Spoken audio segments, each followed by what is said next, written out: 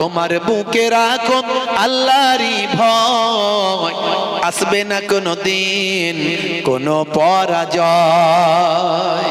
হে তরুণ যুবকেরা, হে আমার বন্ধুরা, আব্রাহা বাদশাহ এমন সময় মানুষজনকে যখন ঘোষণা করলো, ইয়ামানে আমি কাবার থেকেও বড় সুন্দর ঘর তৈরি করেছি, আর সব ব্যবসা বাণিজ্য ইবাদত বন্দেগী এই ঘরেতেই হবে, আর কাবাতে যেতে হবে না, মক্কায় যেতে হবে না। এ কথা শুনে মানুষের রাগান্বিত হলো, মানুষ রাগান্বিত হলো, মানুষ আশ্চর্যান্বিত হয়ে গেল। হাই রে হাই, পৃথিবীর শুরু থেকে 14 পুরুষ জীবনে যতদিন থেকে আমরা এসেছি, যতদিন থেকে শুনেছি কাবা ঘরের কত মর্যাদা, কত সম্মান। এই কাবা ঘর আল্লাহ প্রদত্ত ঘর, এটা তৎকালীন যুগের সবাই বিশ্বাস করত। ইহুদি নাসারা থেকে শুরু করে যত মানুষ তৎকালীন যুগে ছিল, সবাই কিন্তু আল্লাহর কাবা ঘরের সম্মান করত। হে তরুণ যুবকেরা, কাবা ঘরের এই অসম্মান সেই জামানার মানুষ মানতে পারল না। আব্রাহা নির্মিত চকচকে রত্ন খচিত এই ঘরেতে একজন ব্যক্তি গিয়ে সেখানে গোপনে পায়খানা করে দিল। এই পায়খানা করে দেওয়ার খবরটা যখন আব্রাহা বাদশার কানে গেল, আব্রাহা বাদশা উত্তেজিত হয়ে রাগান্বিত হয়ে ঘোষণা করল যে কাবা ঘরের জন্য আমার দেশের এই স্বর্ণ খচিত ঘরের অপমান হলো, সেই ঘরকে আমি পৃথিবীর জমিন থেকে নিশ্চিহ্ন করে দেব, সেই ঘরকে আমি পৃথিবীর জমিনে ধ্বংস করে দেব। অনেক বড় ঘটনা। বিরাট সৈন্য সামন্ত নিয়ে আব্রাহা বাদশা আসছে কাবা ঘর ভাঙতে, আল্লাহর নবীর জন্মের ঠিক 50 দিন আগে। কতদিন আগে? 50 দিন আগে। দাদা আব্দুল মোত্তালেব ভাই আমার চিন্তিত হয়ে পড়লেন যে আমার এই দেশের লোককে কিভাবে আমি গাইড করব। বাঁচানোর মালিক আল্লাহ, কিন্তু গাইডটা করব কিভাবে? এসি আব্রাহা বাদশা ভাই আমার যত মক্কার মানুষের উট ফুট এটা ওটা ছিল, ভাই আমার সব কি করলো? সব দখল করে নিল, সব ধরে নিয়ে গিয়ে আটকে দিল। তার মধ্যে দাদা আব্দুল মোত্তালেবের 200টা উট ছিল। হে তরুণ যুবকেরা, হে আমার বন্ধুরা, শুনে রেখে দিন বাবা, জেনে রেখে দেন। এমন সময় দেখতে পাওয়া যায় আব্রাহা বাদশা খবর দিল মক্কার কুরাইশদের, মক্কার কাবা ঘরের যে খাদেম, যে প্রধান দেখভালের দায়িত্বে যিনি আছেন, মক্কার সরদার, মক্কার নেতা বা আমার কুরাইশদের নেতা, কুরাইশদের সরদার, তাকে ডাক দাও, আমার সঙ্গে দেখা করো।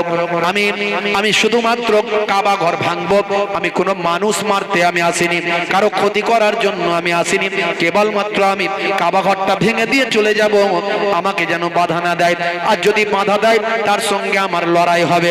হে তরুণ যুবকেরা, আব্দুল মোত্তালেব চিন্তা করলেন এই কাবা ঘর তো আল্লাহর ঘর, ফারিস্তারা তৈরি করেছে, এই কাবা ঘরের মালিক তো আমি নয়, অতএব আমাকে কাবা ঘরের জন্য চিন্তা করতে হবে না।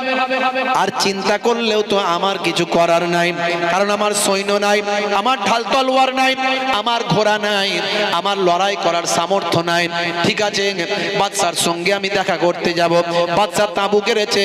ভাইরা আমার, তরুণ যুবকেরা আমার, আরাফাতের ময়দানের কাছাকাছি যে জায়গাটাতে তাঁবু গেড়েছিল, সেই জায়গাটা আমি নিজে চোখে দেখে এসেছি। ওই জায়গাটা আজও বিরান ভূমিতে পরিণত হয়ে আছে। ওই জায়গাটাতে আল্লাহর গজব নাজিল হয়েছে। সেই জায়গাটা আমার গাইডাররা আমাকে দেখিয়েছিল, হুজুর দেখুন এই জায়গাটাতে আব্রাহা বাদশা তাঁবু গেড়েছিল, আর এই জায়গাটায় আমার আল্লাহর গজব নাজিল হয়েছিল। আজও সেই জায়গাটা বিরান ভূমিতে পরিণত হয়ে আছে। হে তরুণ যুবকেরা, হে আমার বন্ধুরা, হে আমার মুরব্বিয়ানিরা, শুনে রেখে দিন বাবা। এমন সময় দেখতে পাওয়া যায় ভাইরা আমার, আব্রাহা বাদশা সেখানে তাঁবু গেড়েছে।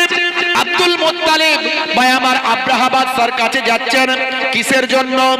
নিজের উটগুলোকে ফিরিয়ে নেওয়ার জন্য, নিজের দলের উটগুলোকে ফিরিয়ে নেওয়ার জন্য। ভাইরা আমার, তরুণ যুবকেরা আমার, আব্রাহা বাদশা সিংহাসনে বসে আছে। আব্দুল মোত্তালেব যখন ভিতরে ঢুকছেন, কারণ আব্দুল মোত্তালেবকে আমার আল্লাহ তার পেশানিতে, আর তার পেশানিতে ভাই আমার নূরে মুহাম্মাদি দিয়েছিলেন। সেই নূরে মুহাম্মাদি, যে নূরে মুহাম্মাদি হযরতে আদম আদম আলাইহিস সালাতু ওয়াস সালামের পেশানিতে দেয়া হয়েছিল। আদম নবীকে আল্লাহ যখন সৃষ্টি করলেন মাটি দিয়ে, আপনারা জানেন সে মাটির ইতিহাস আমি আপনাদের মাঝখানে এর আগে বলেছি, ইন্টারনেটে আছে। হযরতে ভাই আমার আজরাইল ফেরেশতা সেই মাটিকে তুলে নিয়ে এসেছিল। জিবরাইল ফেরেশতা মাটি তুলতে পারেনি, মাটি কেঁদেছিল, কেঁদে কেঁদে বলেছিল, হে আল্লাহ, এই জিবরাইল আমি মাটিকে নিয়ে যেও না, কারণ আমি জানি এ দিয়ে মানুষ তৈরি হবে, আর সে মানুষ অন্যায় করবে, পাপ করবে, জাহান্নামের আগুনে জ্বলবে। আমি মাটি, আমার ক্ষমতা নাই জাহান্নামের আগুনে জ্বলার, আমাকে নিয়ে যেও না। মাটি কান্না করেছিল। জিবরাইল আলাইহিস সালামের মনে দয়া হয়েছিল, মাটি ছেড়ে দিয়েছিল। আবার আল্লাহ পাঠিয়েছিলেন হযরতে মিকাইলকে, একই অবস্থা ঘটেছিল। আবার আল্লাহ পাঠিয়েছিলেন হযরতে ইসরাফিলকে, একই অবস্থা ঘটিয়েছিল।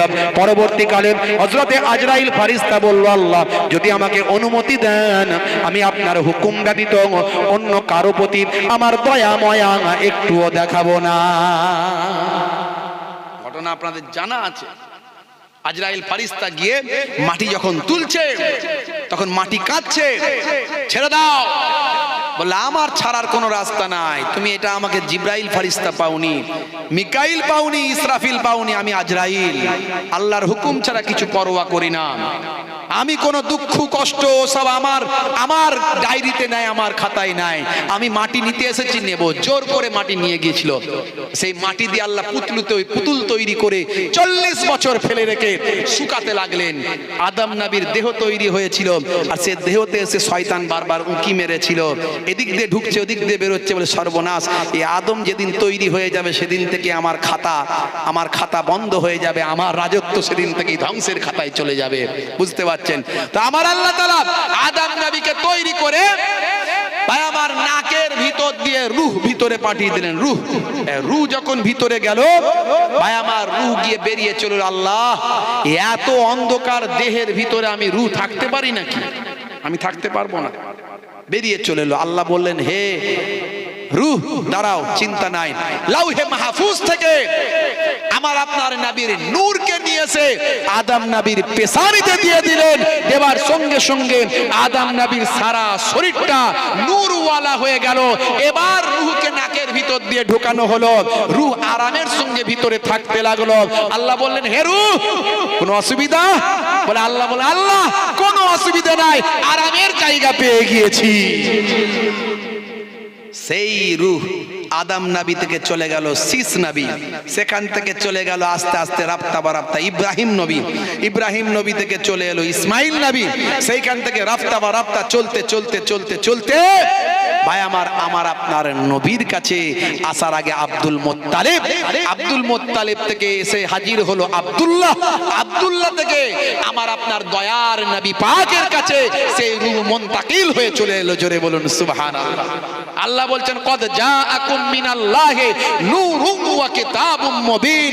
হে দুনিয়ার মানুষ, আমি তোমাদের কাছে পাঠিয়েছি একটা নূর এবং একটা প্রকাশ্য কিতাব। সমস্ত মুফাসসিরিনরা একমত যে কিতাবুম মুবিন মানে আল কোরআন, আর নূর কথার অর্থ হলো নূরে মুহাম্মাদি। জোরে বলুন সুবহানাল্লাহ।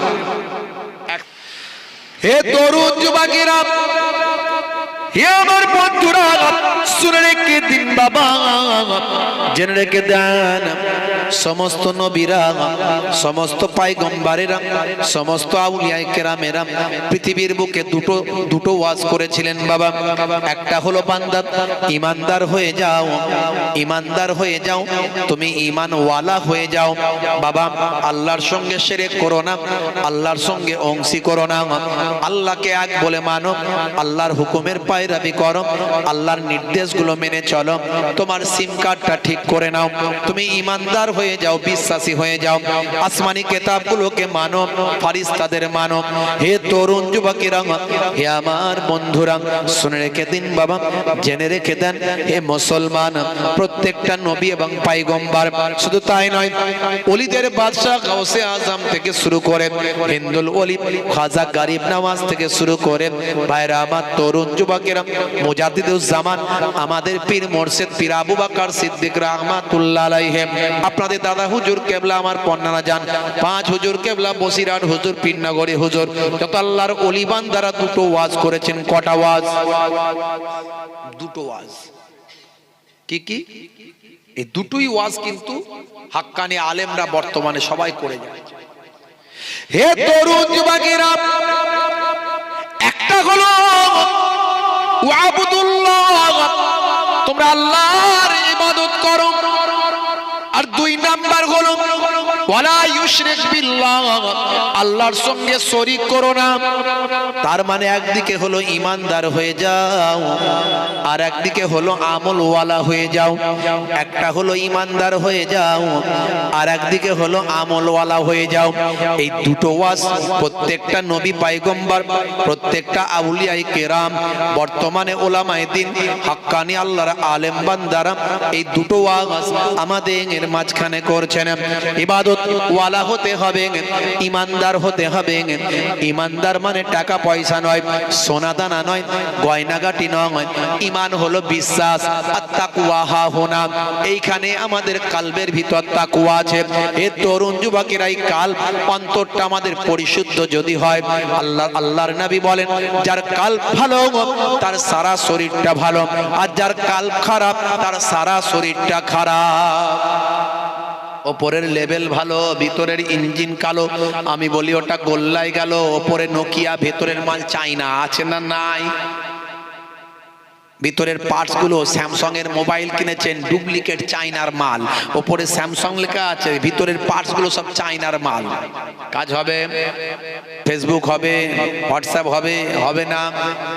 হে তরুণ যুবকেরা, হে আমার বন্ধুরা, হে আমার মুরব্বিয়ানেরা, শুনে রেখে দিন বাবা, তাহলে আপনাকে সিম কার্ডটাকে ঠিক করতে হবে। আপনার সিম কার্ড যদি গন্ডগোল হয়, মানে রোল নাম্বার যদি গন্ডগোল হয়, পরীক্ষায় খাতায় যা লেখেন না কেন, মাস্টার খাতা দেখবে না, পরীক্ষায় পাস হবেন না। হে তরুণ যুবকেরা, গ্রাজুয়েশন কমপ্লিট হবে না, মাস্টার ডিগ্রি কমপ্লিট হবে না, এসএসসি তে কোয়ালিফাই করতে পারবেন না, নেট স্লেটে কোয়ালিফাই করতে পারবেন না, কারণ রোল নাম্বার ভুল করেছেন। রোল নাম্বার আগে ঠিক করতে গেলেন, তার মানে আপনার রোল নাম্বার ঠিক করার পরে যা লিখবেন মাস্টার নাম্বার দেবেন। এই রোল নাম্বারটার নাম আমি দিয়েছি ইমান। আপনার আমার এই অ্যান্ড্রয়েড বডিতে ইমানের সিম কার্ডটা আপনি লাগান। ভাইরা আমার, সিম কার্ড ছাড়া যেমন মোবাইলের কোনো মূল্য নাই, সিম কার্ড যদি মোবাইলে না লাগান আপনি নাম্বারটা পাবেন না। নাম্বারটা না পেলে WhatsApp, Facebook, email, Gmail download করলে লাভ হবে না, কারণ সব জায়গাতেই নাম্বারটা আগে লাগবে। নাম্বারটা দিলে তবে আপনার হোয়াটসঅ্যাপটা ভাই আমার অ্যাপ্রুভড হবে, আপনার ভাই আমার ফেসবুকটা অ্যাপ্রুভড হবে যদি নাম্বারটা আপনি সেখানে ইনক্লুড করেন। এ তরুণ যুবকেরা, এই নাম্বারটা পেতে গেলে সিম কার্ডটা লাগাতে হয়। সিম কার্ড ছাড়া মোবাইলের কোনো মূল্য নাই। তেমন আপনার আমার সারা শরীরটাকে অ্যান্ড্রয়েড বডি আমি বলি। এই অ্যান্ড্রয়েড মোবাইলে যেমন সিম কার্ড ছাড়া অ্যান্ড্রয়েড মোবাইলের কোনো দাম নাই, তেমন অ্যান্ড্রয়েড বডিতে ইমানের সিম কার্ড ছাড়া অ্যান্ড্রয়েড বডিটা আর কোনো মূল্য নাই। হে তরুণ যুবকেরা, আপনি সিম কার্ডটা মোবাইলে ঢোকাবেন, নাম্বারটা পাবেন, তারপরে আপনি হোয়াটসঅ্যাপ আর ফেসবুকটা ডাউনলোড করবেন। হোয়াটসঅ্যাপ আর ফেসবুকের মধ্যে দিয়ে বন্ধুর সঙ্গে বন্ধুর ভিডিও কলে দেখে দেখে কথাটা বলবেন। হে তরুণ যুবকেরা, অনুরূপ আপনার অ্যান্ড্রয়েড বডিতে আপনার ইমানের সিম কার্ডটা লাগাবেন। ইমানের সিম কার্ডটা লাগালে কলেমার পাসওয়ার্ডটা পেয়ে যাবেন। এই পাসওয়ার্ডটা পেলে আপনি ভাই আমার অ্যাপগুলো ডাউনলোড করবেন। একটা অ্যাপের নাম হলো নামাজ, একটা অ্যাপের নাম হলো রোজা, ভাই আমার হজ যাকাত, বিভিন্ন অ্যাপ। এই অ্যাপগুলো যখন অ্যান্ড্রয়েড বডিতে আপনি ডাউনলোড করবেন, নামাজ আর রোজা, হজ যাকাতের অ্যাপের মধ্যে দিয়ে আল্লাহর সঙ্গে বান্দা দেখে দেখে ভিডিও কলে কথাটা বলবে। আসসালাতু মেরাজুল মুমিনিন, মুমিনদের জন্য মেরাজ। দেখে দেখে কথা হলো কি? নামাজ। যখন তুমি নামাজে দাঁড়াবে মনে করবে আল্লাহকে দেখছি, তাই তো নাকি? আর যদি আল্লাহকে দেখতে না পাই, এটা যদি মনে না করতে পারো, তাহলে এটা মনে করো আল্লাহ আমাকে দেখছে। তাহলে দেখে দেখে আল্লাহর সঙ্গে কথা হচ্ছে, এটাই তো মেরাজ। নবী আল্লাহর সঙ্গে দেখে দেখে কথা বলেছিলেন, তাই নবীর জন্য মেরাজ। আর মোমেনদের জন্য মেরাজ হলো নামাজ। নামাজে আল্লাহর সঙ্গে দেখে দেখে কথা হবে। জোরে হবে না? হে তরুণ যুবকেরা, তাহলে আপনার আমার ইমানের সিম কার্ডটা ঠিক করবেন। ভাইরা আমার, তরুণ যুবকেরা আমার, হে মুসলমান, ঈমানটাকে পরিশুদ্ধ করতে হবে, ঈমানকে মজবুত করতে হবে। ওপরে বলছি আল্লাহকে মানি, আল্লাহ ছাড়া কোনো মাবুদ নাই, কিন্তু আবার বলছি 10 যেখানে খোদা সেখানে আছে না নাই? ওপরে খোদা, নিচে তুমি, তুমি না থাকলে আমি কেমন করে বাঁচি? বারেক ডাক্তার বাবু দেখলো, ডাক্তার দেখলো বলি তো ছেলেটা বেঁচে গেল, ডাক্তারই হলো খোদা। বলে না বলে না? হ্যাঁ, ডাক্তার যদি না দেখতো ছেলেটা মরে যেত। বারেক ডাক্তারের কাছে গেলি, ডাক্তার বাঁচিয়ে দিল।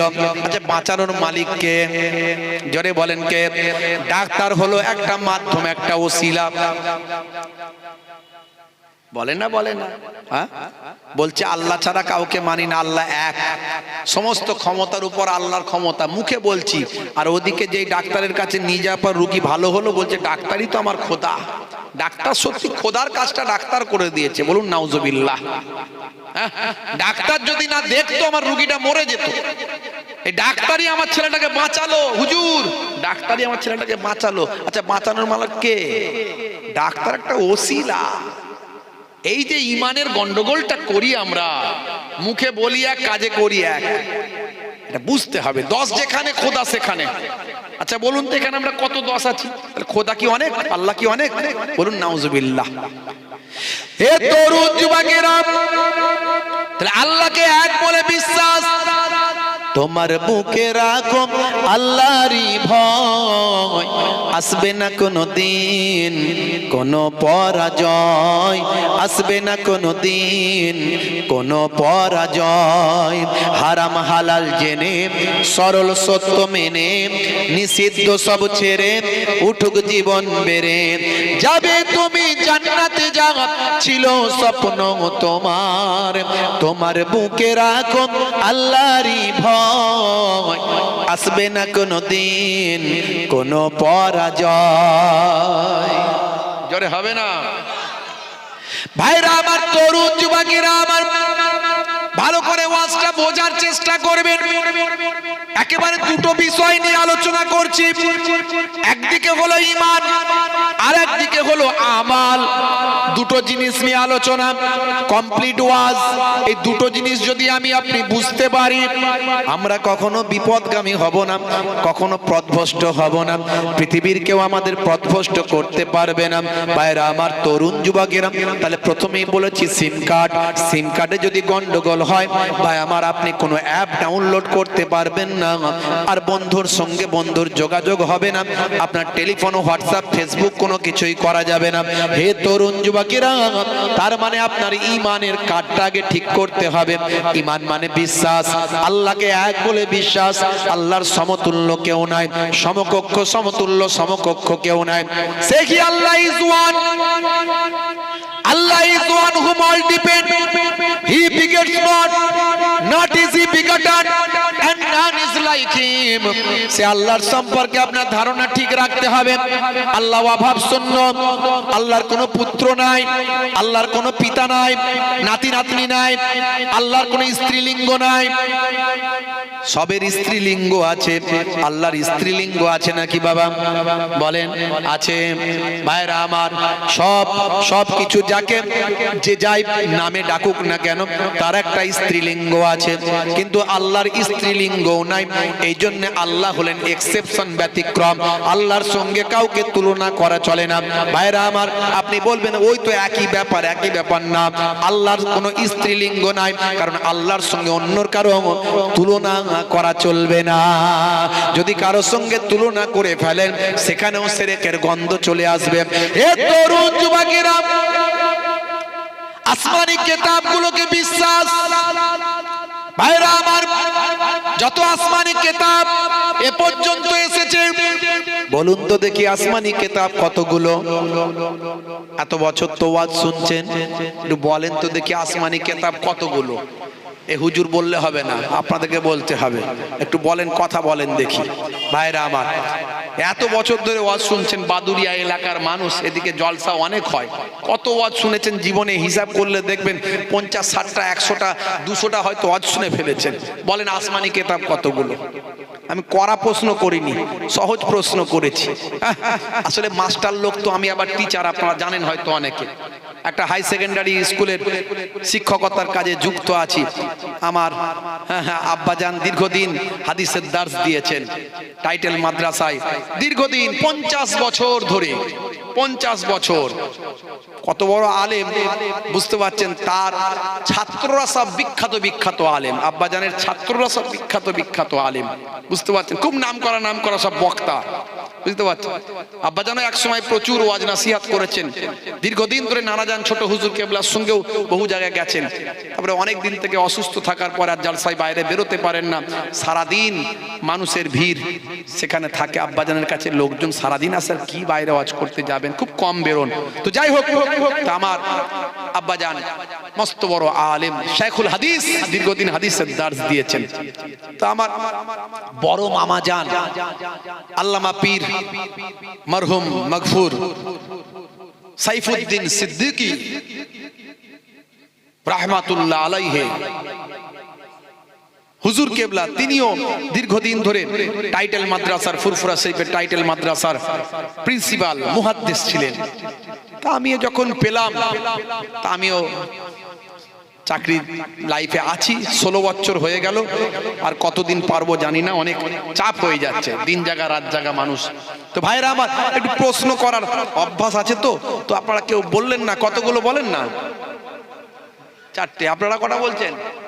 4টে। 104টা। কটা? 104। আমরা বড় কেতাবগুলো ধরি, ছোট কেতাবগুলো বাদ দিই। ভাইরা আমার, কোম্পানি যখন কোনো প্রোডাক্ট মার্কেটে লঞ্চ করে, সঙ্গে একটা পুস্তিকা দেয়।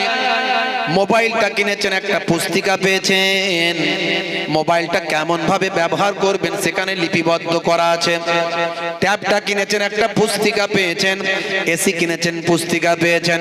ফ্রিজ কিনেছেন, পুস্তিকা পেয়েছেন, সেখানে ফ্রিজটা কেমন ভাবে চালাবেন, শীতকালে কোন পয়েন্টে রাখবেন, গ্রীষ্মকালে সামারে কেমন রাখবেন, উইন্টারে কেমন রাখবেন, ভাইরা আমার রেইন সিজনে কেমন রাখবেন।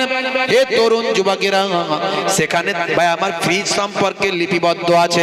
মুসলমান, আমার আল্লাহ মানুষ নামক প্রোডাক্ট পৃথিবীতে পাঠিয়েছেন, মানুষ নামক প্রোডাক্ট কেমন ভাবে ব্যবহার হবে, যুগে যুগে আমার আল্লাহ পুস্তিকা দিয়েছেন। সেই জামানার প্রতিনিধির কাছে পুস্তিকা দিয়েছেন। হযরতে আদম আলাইহিস সালামকে আমার আল্লাহ আজ থেকে 7000 বছর আগে পৃথিবীর জমিনে পাঠিয়েছিলেন, আদম নবীর বংশধর বানিয়েছিলেন। বাবা, আমি আদম নবীর ইতিহাস বললে অনেক সময় যাবে, যা বলবো না। সেই আদম নবীর জামানায় মানুষ নামক প্রোডাক্ট পৃথিবীতে এসেছে। আদম নবীকে আল্লাহ প্রতিনিধি বানিয়েছেন, আদম নবীর কাছে আল্লাহ পুস্তিকা দিয়েছেন, পুস্তিকার নাম হলো সাহিফা। ইব্রাহিম নবীর জামানায় মানুষ নামক প্রোডাক্ট পৃথিবীতে দিয়েছেন, ইব্রাহিম নবীর কাছে আল্লাহ পুস্তিকা দিয়েছেন, পুস্তিকার নাম হলো সাহিফা। ভাই আমার, এভাবে চলতে চলতে হযরতে দাউদ নবীর জামানা এলো। দাউদ নবীর জামানায় মানুষ নামক প্রোডাক্ট আল্লাহ পৃথিবীতে পাঠালেন। সেই মানুষ নামক প্রোডাক্টের কাছে আমার আল্লাহ পুস্তিকা দিলেন, পুস্তিকার নাম হলো জাব্বুর শরীফ। হযরতে মুসা নবীর জামানা এলো।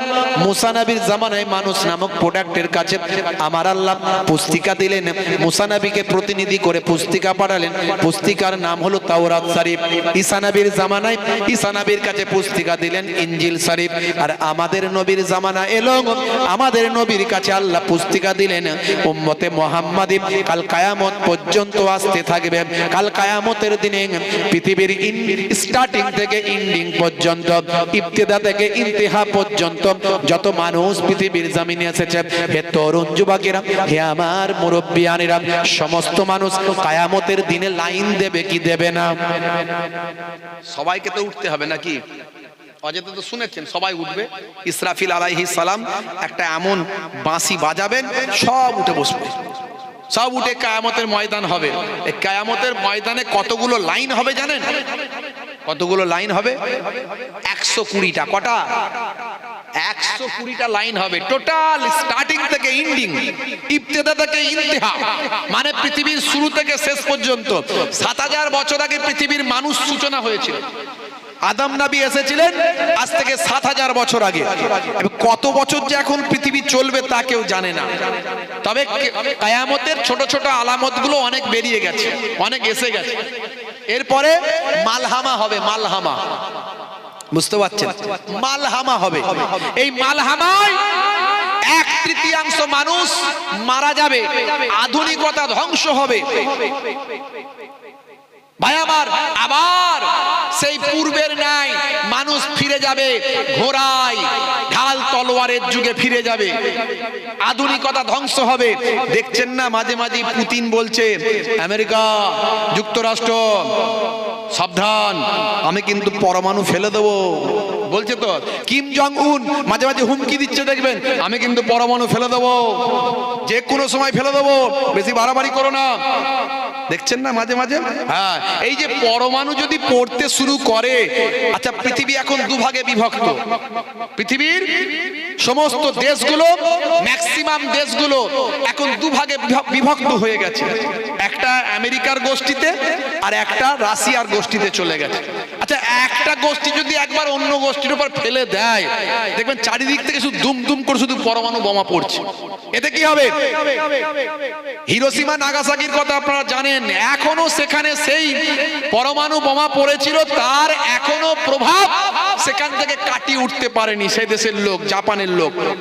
আর এই বর্তমানে যদি এই সময় যদি এইরকম শুরু হয়ে যায়, ভাই আমার, সারা পৃথিবীর 1/3 মানুষ মারা যাবে, আধুনিকতা ধ্বংস হয়ে যাবে।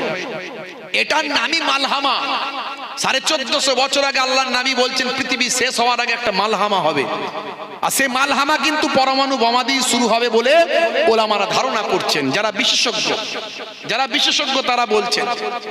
বুঝতে পারছেন ভাইরা আমার, তরুণ যুবকেরা আমার, মুরব্বিয়ানেরা আমার, এরপরে আসবেন কে? ইমাম মাহদী আসবেন, ইমাম মাহদী আলাইহিস সালাম আসবেন, এবং তারপরে আসবেন হযরতে ঈসা রূহুল্লাহ, তিনি আসবেন আমাদের নবীর উম্মত হয়ে। জোরে বলুন সুবহানাল্লাহ। হে তরুণ যুবকেরা, হে আমার বন্ধুরা, হে আমার মুরব্বিয়ানেরা, হযরতে আদম আলাইহিস সালাম প্রথম এসেছিলেন মানুষ হিসাবে, পৃথিবীর বুকে পয়গম্বর হয়ে এসেছিলেন।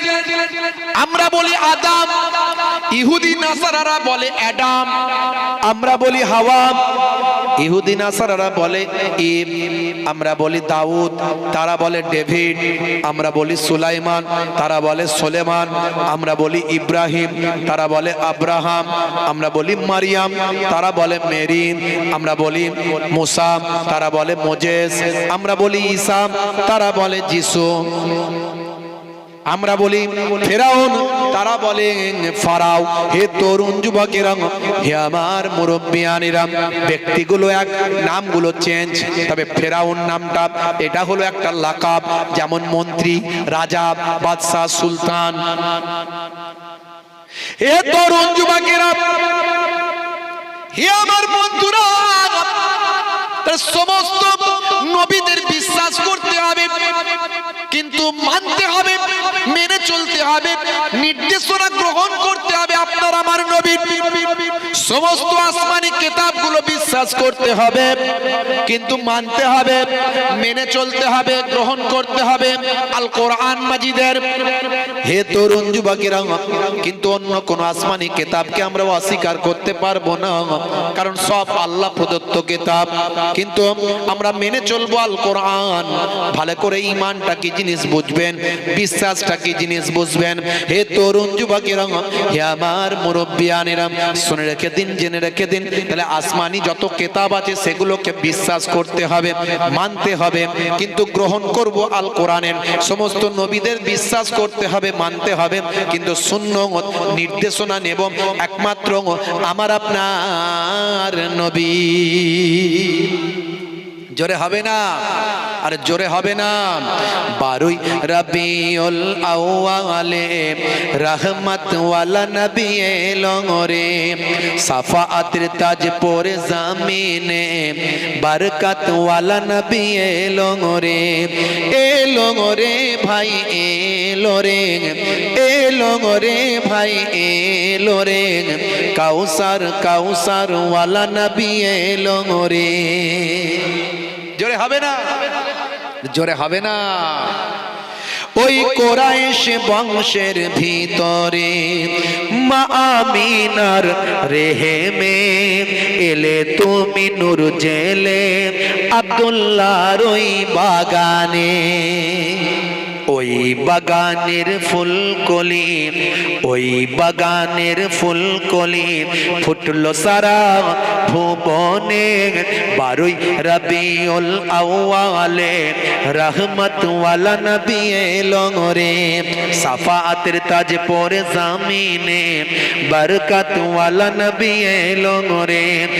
এলো রে ভাই এলো রে, এলো রে ভাই এলো রে, কাউসার কাউসার ওয়ালা নবী এলো রে। জোরে হবে না, জোরে হবে না। ওই রাত বলে ও গো প্রভু দাও না আমার বুকেতে, দিন বলে ও গো প্রভু দাও না আমার মাঝেতে। দিন ও রাতের মাঝেতে, দিন ও রাতের মাঝেতে এলেন নবী সুবহে সাদেকে। 12 রবিউল আউয়ালে রহমত ওয়ালা নবী এলো রে, সাফাআতের তাজ পরে জামিনে বরকত ওয়ালা নবী এলো রে। এলো রে ভাই এলো রে, এলো রে ভাই এলো রে, কাউসার কাউসার ওয়ালা নবী এলো রে।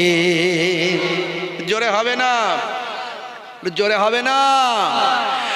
ওই আকাশ বাতাস চন্দ্র তারা খুশিতে তারা মেতেছে, আসমানের হুর ফারিস তারা দেখার তরে উকি মেরেছে।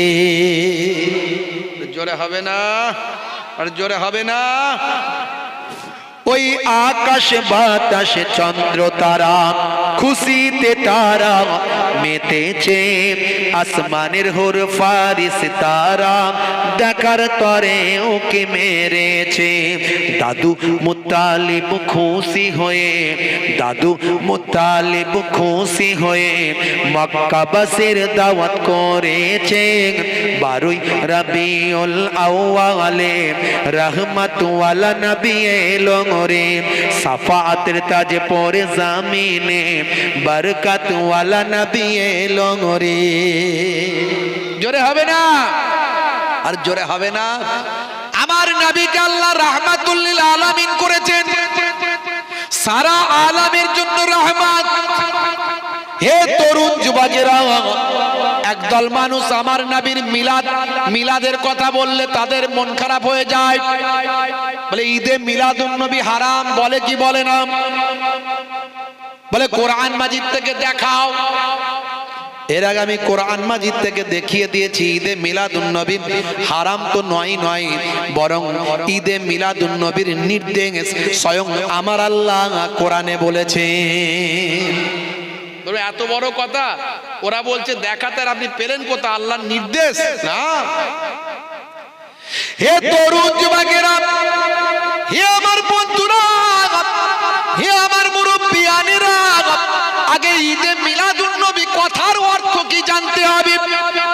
যারা বলে হারাম, যারা বলে নাজায়েজ, যারা বলে বেদাত, যারা বলে চলবে না, তারা আং বাং কথা বললে তো হবে না। বেদাত মানে কি? বেদাত মানে নবীর যুগে যেটা ছিল না সেটাই হলো বেদাত। নবীর যুগে এভাবে তো ওয়াজ হতো না, তাহলে এভাবে জলসাটাও বেদাত। কেন ওয়াজ করছো মৌলবী তুমি? নবীর যুগে ইন্টারনেটে তো ওয়াজ চলতো না, এখন চলছে, এটা তো বেদাত। নবীর যুগে টাইলস দেওয়া মসজিদ ছিল না, এখন আছে এসি দেওয়া মসজিদ আছে। এসি দেওয়া টাইলস দেওয়া মসজিদে নামাজ পড়া বেদাত।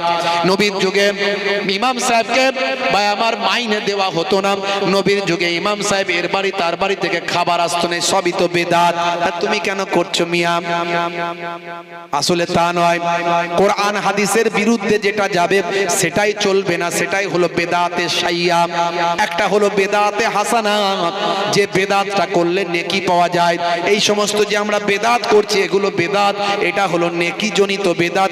এই বেদাতের মধ্যে নেকি আছে।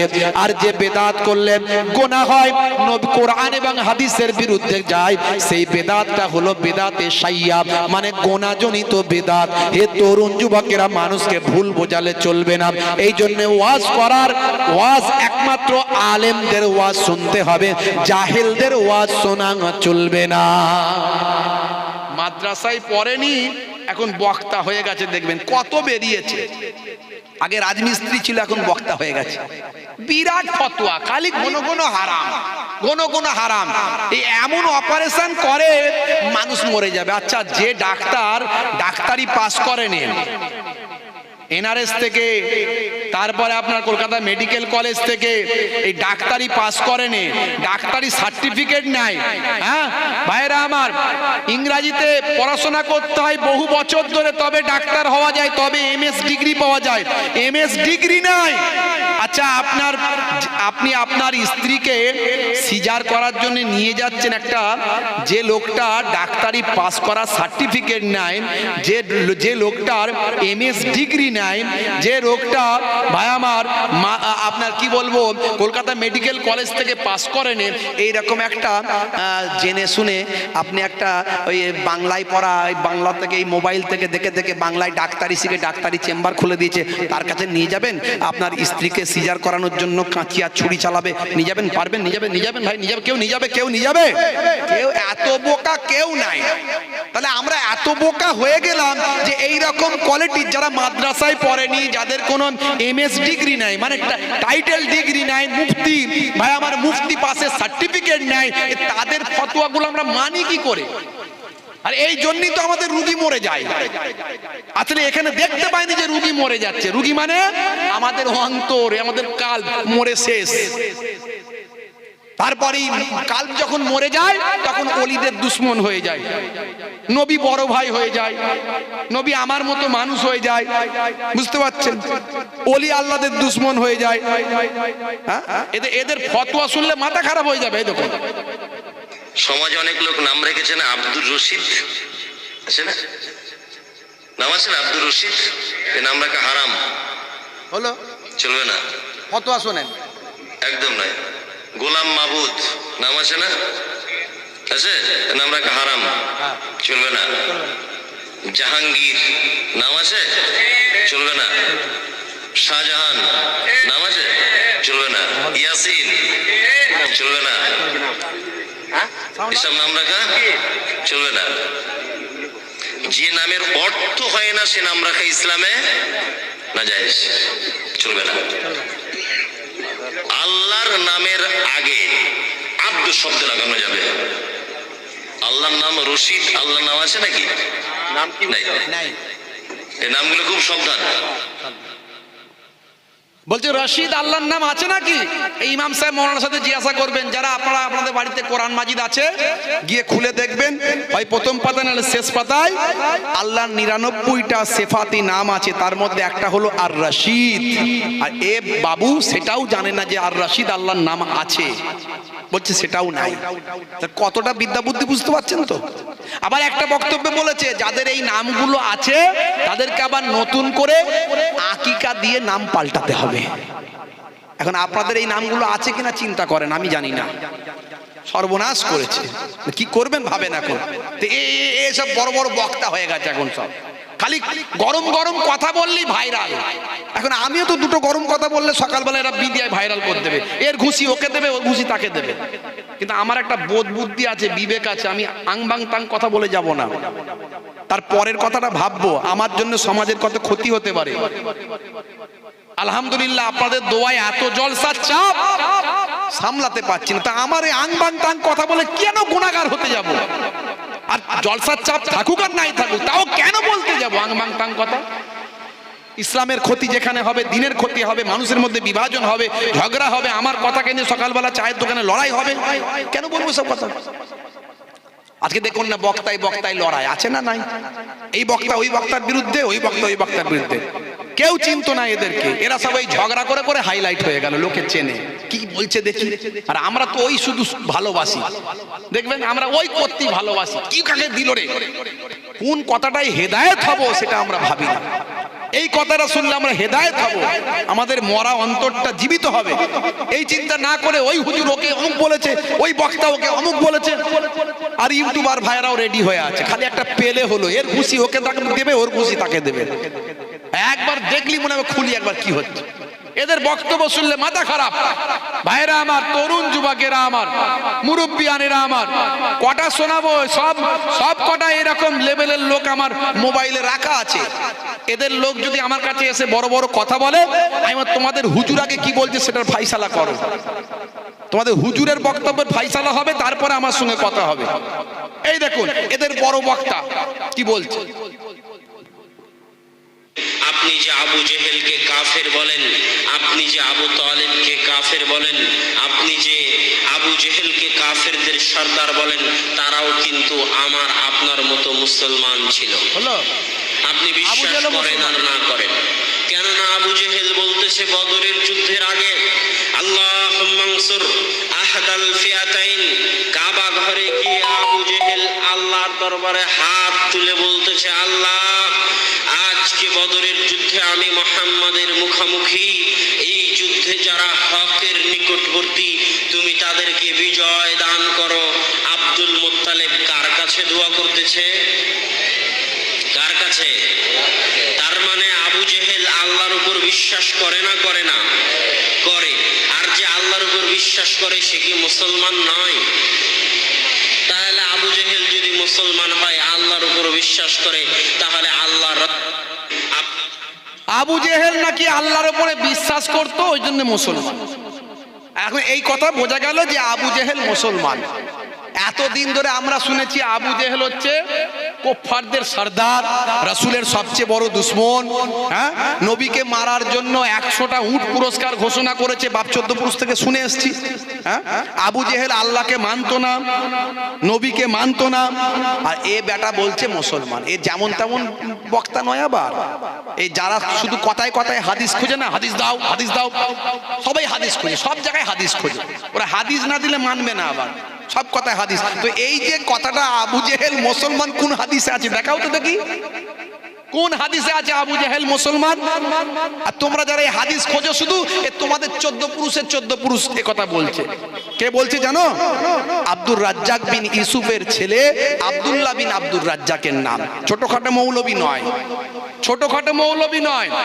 তো এরা বলে কি করে যে আবু লাহাবের কথা, আবু জাহিল, আবু লাহাব, তাদের সম্পর্কে হাদিসে কত এসেছে, কোরআনে এসেছে, তাব্বাত ইয়াদা আবি লাহাবি ওয়া তাব, আবু লাহাবের হাত দুটো ধ্বংস হোক, আল্লাহ কোরআনে বলেছে।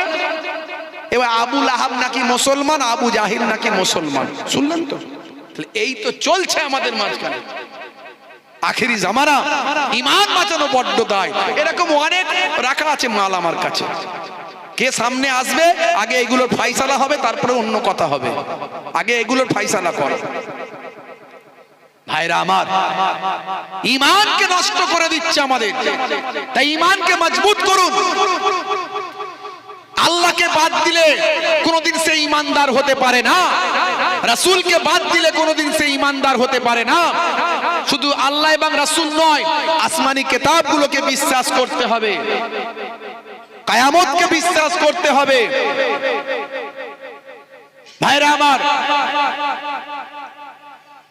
ভাগ্যে ভালো মন্দ যা কিছু হয় সব আল্লাহর কাছ থেকে হয়। আমাদের নবী এই ওয়াজটা করছিলেন, ছোট্টবেলা থেকে আমার নবীর মধ্যে দিয়ে নবীর ভাই আমার আগামী দিন যে আমার নবী তিনি হবেন তার বহিঃপ্রকাশ ছোট্টবেলা থেকে ঘটেছে। জোরে বলুন সুবহানাল্লাহ।